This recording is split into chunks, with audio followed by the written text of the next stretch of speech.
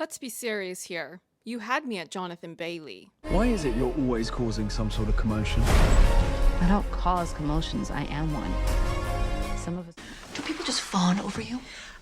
So you mean to tell me that the Wicked book is talking about the imperialist practice of invading and pillaging other countries in order to steal their natural resources? So you mean to tell me the religious zealot was in love with both his wife and the large traveling man who's very good with his hands? Basically, the clock ends up coming alive to tell Elphaba who her real father is. Hi, I'm Lady Genevieve, and on my channel, I talk about entertainment media. There is a new movie musical coming out this month, a feature film adaptation of the Wicked stage musical. But the original source material for this musical is a bit more widespread. Of course, many people are familiar with one of the largest juggernauts of film history, The Wizard of Oz, a 1939 film starring the legendary gay icon herself, Judy Garland. This film was an adaptation of a 1900 children's novel called The Wonderful Wizard of Oz by L. Frank Baum. That book was the first of 14 Oz stories written by Baum, but following his death in 1919, many new Oz stories were published that were written by other authors. Not only that, there have been a number of live-action stories from the Oz world, both on stage and screen. As one example, The Wiz was a 1974 stage musical adapted into a 1978 feature film starring Diana Ross and Michael Jackson. Although The Wiz was a commercial failure at the box office, it would eventually go on to become a cult classic. Wicked, the musical,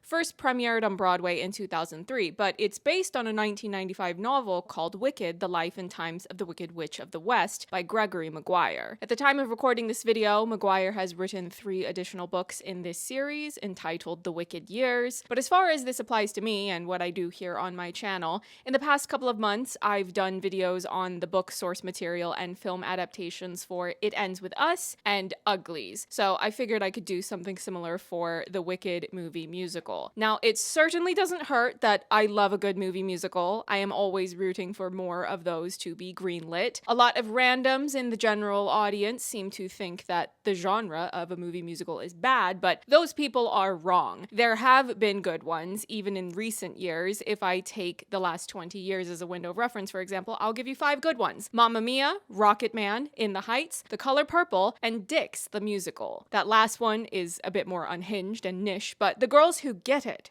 get it. My is fucking massive. It always leaves the ladies sore.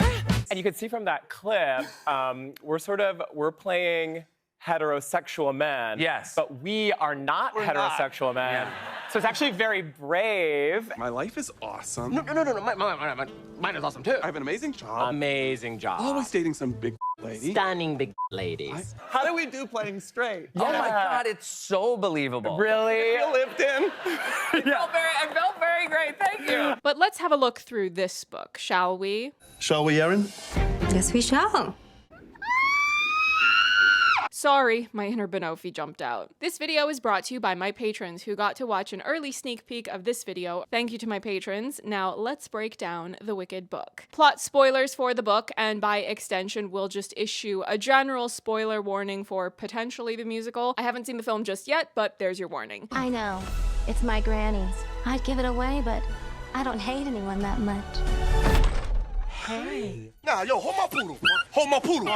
Hey, yo, what's up? Y'all got a problem? To give a general introductory overview on my thoughts on reading the Wicked book, I'm going to say something that might be controversial. If I had to choose between the two, I wish that it was this book being adapted instead of the musical, because if we're only focusing on story and themes, this book is simply in another league entirely. It's so thematically rich and addresses so many things on a much deeper level than the watered-down version of this story that is presented in the musical. Now, I do still hope that the Wicked movie musical does well commercially. I will be there opening weekend because I want more movie musicals to be greenlit with larger budgets than what they've often been given in recent years. But I did not expect this book to have this much going on within its pages. As a matter of fact, it's significantly more dense than I anticipated, which is one of the reasons why it has taken so long for me to put a video together sharing some of my thoughts on the material. I'm going to give you an abbreviated overview because if I gave you a full play-by-play, this video would be several hours long, but I would like to share some more details than what you would get from simply skimming the Wikipedia synopsis of the book.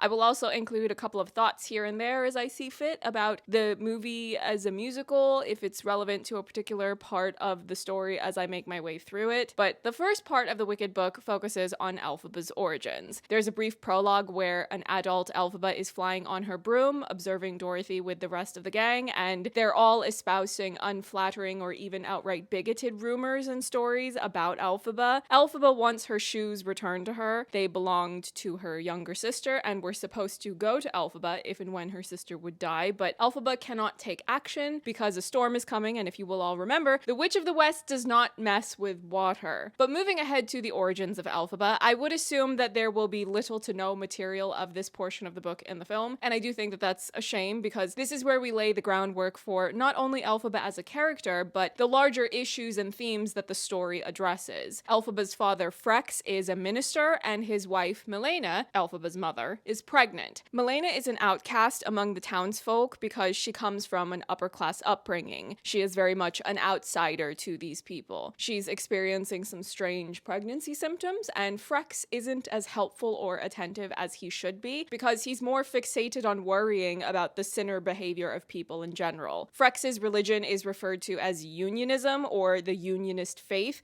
but it is very much an unsubtle allegory for the Western interpretation of Christianity. This is also when we get an introduction to the clock of the time dragon. I don't find it all that necessary to explain as many details about the clock since I don't think it's particularly important until the very end, at least for the sake of this video. Basically, the clock ends up coming alive to tell Elphaba who her real father is. Milena gives birth to Elphaba and is shocked to discover that Elphaba is green, and inexplicably so. She also had razor-sharp baby teeth, an aversion to water, and she has strange reactions to being touched, but that last part is specifically because her parents don't really handle her. I know we're going to be dealing with childhood trauma. That is the foundation of Elphaba. Her mother becomes a drunk and mentally ill, saying awful things to Elphaba when she's just a baby. I will spare you the emotional despair by going into details, but if you want those full details and the impact of them, read the book yourself, and I do recommend that you read this book. It was powerful storytelling. Also,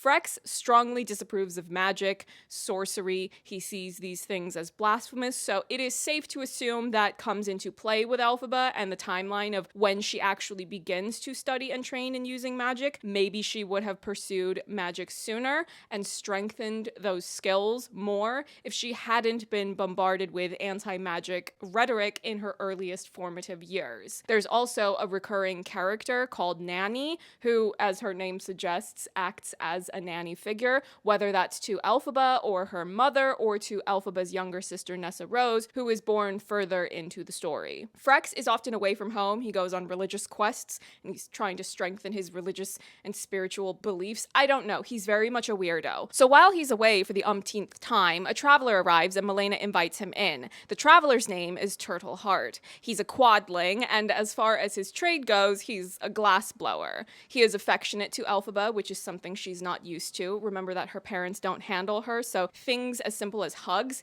make her just go limp as a baby, and it's heartbreaking to read. Turtle Heart and Milena begin to have an affair, and I need to make something very clear here. The way that this affair is presented in this early part of the book, it's played as something secretive. Milena is keeping this hidden, and at one point, Nanny blackmails Milena with the threat of telling Frex about this affair if she doesn't agree to let Elphaba begin playing with other children so that Elphaba can begin to develop some social skills. Now tell me why I was served one of the most jaw-dropping plot twists I've experienced in quite some time. When Elphaba, very late in the book, is speaking with her father, she is an adult at this point and he's elderly, and he reveals that he not only knew about the affair, that he also fell in love with Turtle Heart. He knew that there was this unanswered question about whether or not he or Turtle Heart is the birth father of Nessa Rose. So you mean to tell me the religious zealot was in love with both his wife and the large traveling man who's very good with his hands?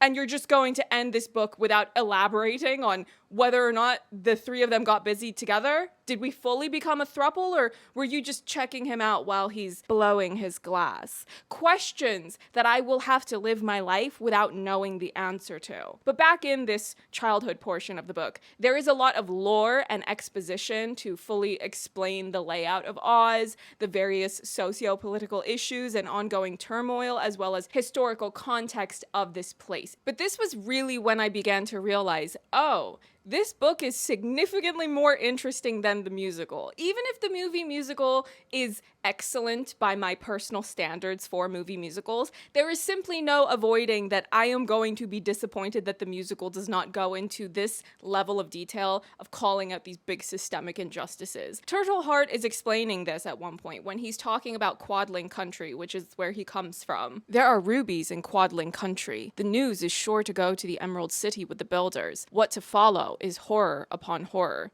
To look in glass, said Turtleheart, pointing to the roundel he had made as a toy for Elphaba, is to see the future in blood and rubies. What is the Ozma Regent doing? Planning roadworks into that godforsaken mire anyway, Milena asked. Progress, said Frex, same as the yellow brick road through Munchkinland. Progress and control. So you mean to tell me that the Wicked book is talking about the imperialist practice of invading and pillaging other countries in order to steal their natural resources? But you want me to uplift the musical for doing a significantly watered down version of this story? This first chunk of the book ends with an ominous premonition of sorts, of impending horrors, a balloon from the sky, a man is coming, and obviously, this premonition is about the wizard, who is an imperialist dictator. All I wanted to read while going through this story was, and then John Kramer popped up and threw the wizard in his most agonizing trap to date. This man, the wizard, he's the worst. What in the Dick Cheney, Henry Kissinger, J. Edgar Hoover did I get myself into when I decided to read this book and read about all the nefarious things the wizard gets up to? Now, if you've only seen the famous Judy Garland film, your perception of the wizard might simply be that he is a clever, albeit bumbling man who is deceiving the residents of Oz into believing he's more powerful and mighty than he actually is. But at least in the end, he gets some of our core 4 characters the things that they were wanting. Or at least he helped them to realize they always had these things in them. But if you're looking through the plot of the musical, the wizard does lean in a comparatively more villainous direction. But the book version of the wizard, not only does he fan the flames of fascism by refusing to let animals have their equal rights. More specifically, it's the capital A animals, which are animals that can talk, they have jobs, basically anything and everything that you would expect a human to do. This is the fantasy genre, so these animals with a capital A are doing the same. And you watch Oz shift as the wizard strips more and more of these rights away. It's an extremely on-the-nose depiction of fascism. But on top of that, the wizard seeks out absolute power at any cost. He has Elphaba's lover, Fiyero, murdered, and on top of that, Fiyero's entire family murdered, except for one of Fiero's children whom he keeps enslaved in chains, and he outright gloats to Elphaba that he is using this girl as a human shield so that Elphaba will have a considerably more difficult time trying to take action against him. So let me be clear, death is not enough of a punishment for Book Wizard. I need him to go the way of the main villain of Vincenzo. If you know, you know. And if you haven't seen that K-drama,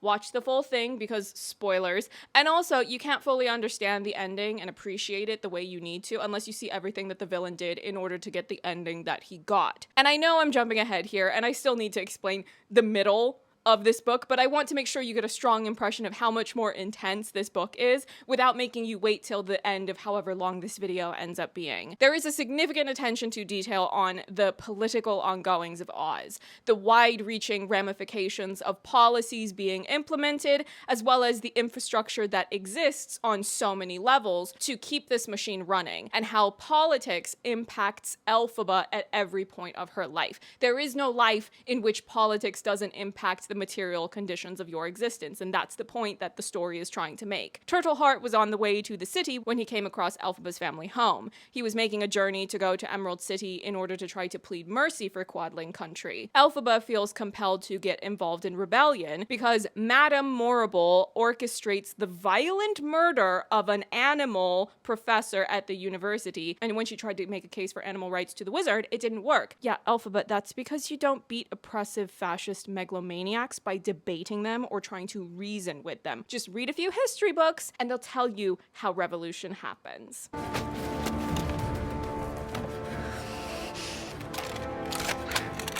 But I know I've been jumping all around here, so let me give you a somewhat abbreviated version of shiz, or at least the details that I would like to communicate the most from that period of her story. We're first introduced to Glinda, who initially goes by the name Galinda, on her first day of traveling to and arriving at Shiz, the university where she eventually meets Elphaba, Bach, Fiyero, and all those people. She encounters Dr. Dillamond, who is a fellow of Shiz University on the Faculty of Biological Arts. He incorrectly refers to her as Glinda, and after Dr. Dillamond gets murdered further into the story, Glinda is so shaken by what happened that she decides to start going by that name, Glinda, seemingly as some small gesture of honoring him, or perhaps it's simply a coping mechanism to deal with her own guilt because she was racist towards Dr. Dillamond. This is when I need to give you an abbreviated summary of Glinda's arc in the book. So she begins as an ignorant small town type of girl who goes to Shiz University with the deliberate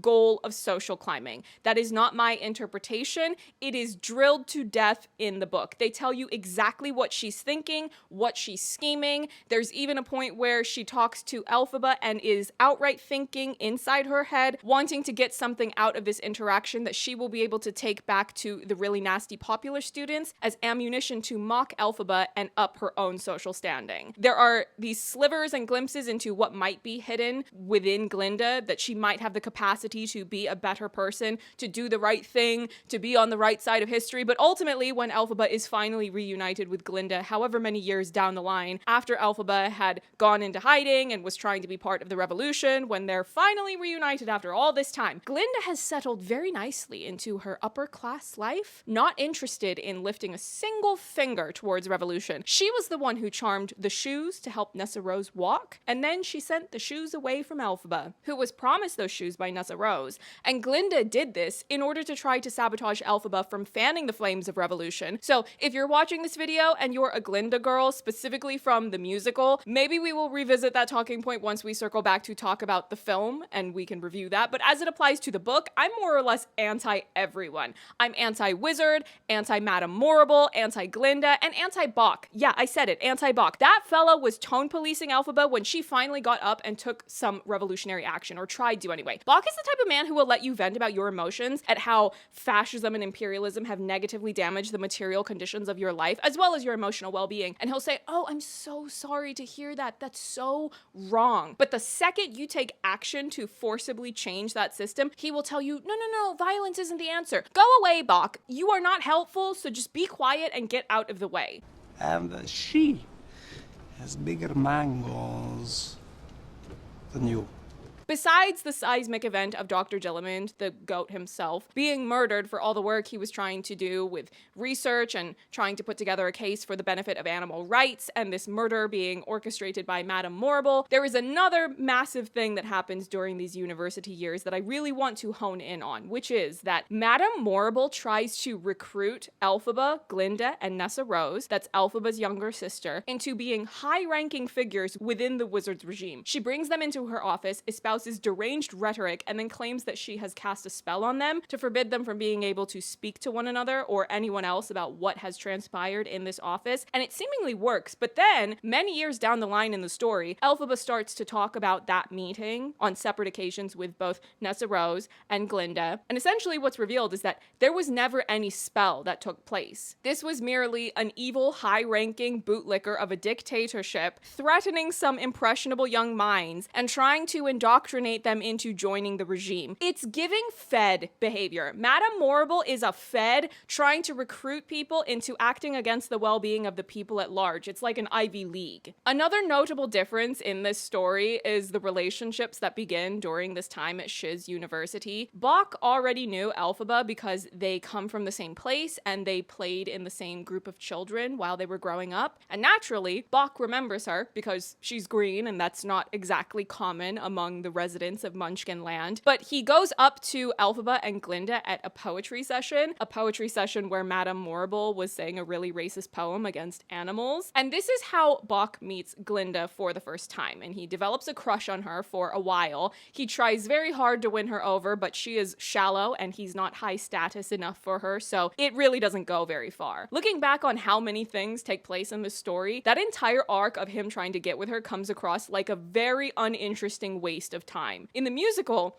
there's basically a Shakespearean chain of unrequited interest where Nessa Rose wants Bach, who wants Glinda, who wants Fiyero, but Fiyero and Elphaba are the main romantic pair of the story. In the book, Glinda isn't interested in Fiyero like that. And do you know why? Because in the book, Fiyero is described as dark-skinned and Glinda is racist. If you don't believe me, here's the Fiyero introduction. But when a door to the side of the stage opened, the mechanics of the air currents were disturbed. A student looked in, puzzled, oddly dressed in suede leggings and a white cotton shirt with a pattern of blue diamonds tattooed on the dark skin of his face and hands. No one had seen him before, or anyone like him. Bach clutched Elphaba's hand tightly and whispered, "Look, a Winky." And further into the story, years after this, when Elphaba tells Glinda that Fiyero's wife believed that Fiyero was having an affair with Glinda, the interaction goes like this. "I knew his wife," said the witch, "and his in-laws. It was suggested to me once that he had been carrying on an affair with you in the Emerald City." Glinda turned yellow-pink. "My dear," she said, "I was fond of Fiyero, and he was a good man and a fine statesman. But among other things, you will remember he was dark-skinned. Even if I took up dalliances, an inclination I believe rarely benefits anyone, you are once again being suspicious and cranky to suspect me and Fiyero. The idea!" And the witch realized, sinkingly, that this was of course true. The ugly skill at snobbery had returned to Glinda in her middle years. But for her part, Glinda had no real inkling that the witch was implicating herself as Fiyero's adulterous lover. Glinda was too fussed to listen that closely. The witch, in fact, alarmed her a little. It was not just the novelty of seeing her again, but the strange charisma Elphaba possessed, which had always put Glinda in the shade. Also, there was the thrill, basis indeterminable, which made Glinda shy and caused her to rush her words and to speak in a false high voice like an adolescent. Is that a read? "Didst thou have a premonition of the discourse surrounding public figures who shall remain unnamed, so as not to prod the inflammation of fandoms?" But anyways, in the musical, they give a sort of happy ending to Elphaba and Fiyero in the sense that they get to be together, albeit with the majority of Oz believing Elphaba to be evil and dead, and Fiyero having been turned into a scarecrow. I mean, they already turned him white in the adaptation process from book to stage, so what's another transformation at that point? In the book, however, this isn't the case. In the book, Elphaba and Fiyero start an affair after she has gone into hiding and joined the revolution. He spotted her, followed her, and they ended up striking up an affair. They fell in love, and unbeknownst to Elphaba, Madame Morrible had instructed the wizard to keep Elphaba under constant surveillance because she believed that Elphaba posed a threat to his regime. So one night, Fiyero gets snatched up by assassin soldier types. We'll just call them special ops. And he is presumably murdered off screen or off page. You never outright see it, but he gets killed, as does his entire family sometime further down the line. Like I already said in this video, his only surviving children are his daughter, Noor, whom the wizard has kept alive as a slave in chains to be a human shield, or I suppose a Winky shield, against Elphaba. And Elphaba also had a child with Fiyero named Lear, but she goes quite some time without fully being conscious of him being her son because she went into this sort of depressive coma after Fiyero was violently taken captive. She went to a convent and has no memory of the first year that she spent there, so she doesn't seem to remember being pregnant or giving birth, but Lear was there with the other children once she woke up, and when she decided to leave, the sisters insisted that she take him with her. But Nanny seemingly helps Elphaba to realize that that's probably her and Fiyero's son, but that's largely kept a secret from others, which is why the wizard didn't try to target him the way that he did the rest of Fiyero's family. After Elphaba left the convent, she went to Fiyero's kingdom and stayed there for many years. Initially, her goal was to obtain forgiveness from Fiyero's widow, but Fiyero's widow refuses to hear Elphaba speak about what really happened, so Elphaba ends up feeling as though she's being held hostage in this limbo state where she can never alleviate herself of her own guilt over not only the affair, but the violent demise of Fiyero. And of course, All of this is piled on top of her childhood traumas, her adolescent traumas, her failure to push forth revolution, to overthrow the wizard and get animals their rights back. The further you get into the story, the worse things become because of how everything accumulates. Every failure, every painful development and occurrence, and a whole lot of unjust deaths along the way. When Elphaba was on the way to the castle to meet Fiyera's family, she ended up picking up a few familiars along the way, some dogs, some crows and bees, you know, just witchy vibes with your animal friends, as you do. That detail is important in a bit because we're nearing the end. So Elphaba gets stirred into a frenzy from Fiyera's family being taken away by the wizard's soldiers, the violent death of her sister Nessa Rose, and Glinda sending the shoes away that Nessa Rose had promised to her. There are other things, but it's a long list. She goes to the Emerald City and she tracks down Madame Morrible and grabs a trophy to repeatedly bop her on the head while this evil lady is on her deathbed. Elphaba is eventually told by the clock that no, you didn't actually kill her. She was already dead. But I don't like that you put that in the book. Why are you trying to diminish her accomplishments? Let my girl have this one win, please. The Clock of the Time Dragon also tells Elphaba that he is the guardian of this magic book called the Grimoire. The wizard wants this book, and it's the entire reason he came to Oz in the first place. He wants it for his power, along with the magic shoes, so that he will be able to have an easier time re-annexing Munchkinland after Nessa Rose has died, since Nessa Rose was the ruler. But this messy queen, the dragon, also tells Elphaba that the wizard drugged and R-worded Elphaba's mother, and the wizard is her real birth father. And this is something that the wizard also learns after Elphaba is dead, when Dorothy returns to the wizard's palace with the bottle of elixir that he recognizes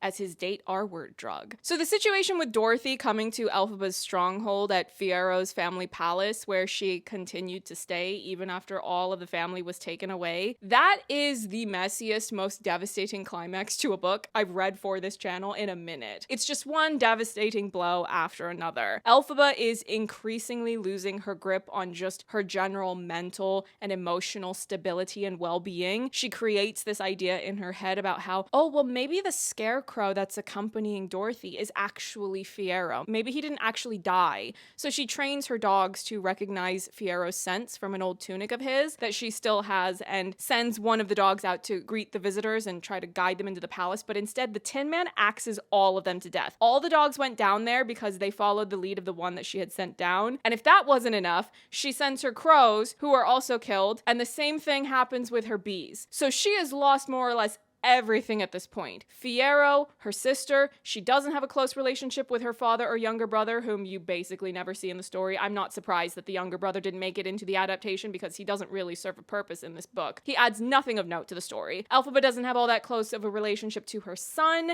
She failed to do a revolution on the wizard, and it just gets worse once Dorothy actually gets into the castle. Elphaba sent her flying monkey to get Dorothy and the lion, and Dorothy asks for Elphaba's forgiveness for accidentally killing Nessa Rose. But this does not make Elphaba feel better because Elphaba was never able to get the forgiveness that she wanted for herself from Fiera's wife. And when Elphaba accidentally sets part of her dress on fire, Dorothy throws water on her because she wants to save her to try to do good and make amends for what happened to Nessa Rose. But of course, as we all know, Elphaba has had a lifelong aversion to water, and this proves to be the demise of Elphaba. The entire story of Wicked, the book, is so much more deeply layered in how it probes into these bigger issues of how fascism, imperialism, of a colonial megalomaniac taking over a place spreads, of how the machine operates and the ways that it's upheld, the people and systems that enable it. Even with a character like Bok, who seemed to have some revolutionary leanings while he was in university, he wanted to help Dr. Dillon and Elphaba in their efforts at that point in his life. But once she's reunited with him at the end of the story, he only wants to mind his own business and stay out of the way so that he doesn't get caught up in things that could affect him and his wife and his children. He's a counter-revolutionary coward. You really think that rugged individualism will save you or your children? Well, at least now I know why he's called Bok. It's short for Bok, Bok, Bok, you're a chicken. It doesn't sit right with me. that Fiyero was whitewashed for the stage musical, and that is by no means an anti-Jonathan Bailey sentiment. I'm a romance girly, so of course I like Jonathan Bailey. I am talking about the very first adaptation process from book to stage. This happened decades before Jonathan Bailey was cast as Fiyero for these films. It doesn't sit right with me that they warped the interpersonal dynamics to play up more of a petty relationship drama situation than what was in the book. It's juvenile and a distraction from the more important themes of the book, and it doesn't sit right with me that they tried to redemption arc Glinda when it is infinitely more interesting and insightful to see her book arc and the lack of evolution that she has, the fact that she had every opportunity to learn from being at university, being around more diverse folks, and grow from that, only to fall back into her vapid, privileged way of living. How many people do the same in real life? And I know it's all well and good to have a story of women from different walks of life learning to put aside their differences and form this loving bond, but Wicked is not an original story. If the story existed without being an adaptation of this book, I would have zero issue with the notion of Glinda and Elphaba forming the loving relationship that they do in the musical. But there is something deeply insidious to me about the musical stripping away so many of the most interesting, thematically rich, revolutionary leanings of the book.